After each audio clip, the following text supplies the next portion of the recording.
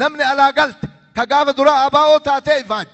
ka miidhamte ka beeloyte ka baala mukaa nyaatte ka uf jibbaattee bilisoomsuu dadhabnaan biyyaa baate har'a ammoo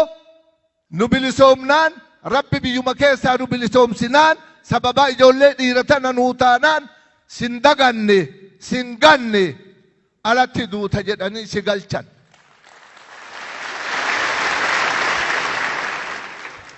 Osoo waggaa tokko si dagatanii osoo waggaa lama si dagatanii osoo waan kee namni dubbachuu baate alatti duuta niitii biraa deemte ilma biraa deemte oorruu biraa deemte suuqii biraa deemte namni biyya ofii hin yaada biyya yaaddee hururtee achitti duuta du'a si baasanii osoo nu warra biyya keessa jiru iyyuu homaan godhin si yaadatanii si yaadatan sammaa dhagatta baala mukaa ka nyaatte maa dhagatta obboleessa si biraa du'e maa dhagatta ka qabrii dhabee allaattii nyaatte maa dhagatta eega ati galte qaayine nun qaayisinii nagaan taa'i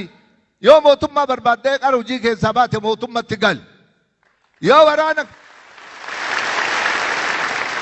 waraana keessaa aartee bilisummaaf waraana keessaa baate waraanatti gal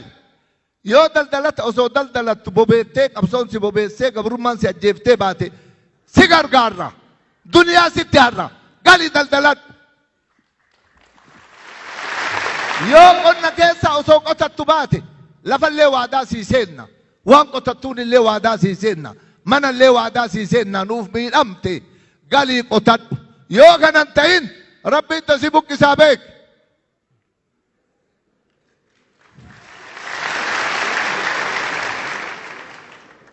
ati nun bilisoomne sababaa nuun taanee beek miidhamuu ima nuu miidhamte gadaateetii miti gadaa dhiira tanaatiin bilisoomne atillee galatan dagatin alaasi galchanii galatan dagatini badii nutti hin guduunfini yoo nu qaayisitee badii nu guduunfitee ijoollee teenna caatii itti bittee birri hambaatiin waan argite gootee nutti kaafte hidda si buqqaa si abaarra qajeelatti har'a sin abaarru sitti himna si abaarra qurxii kee beek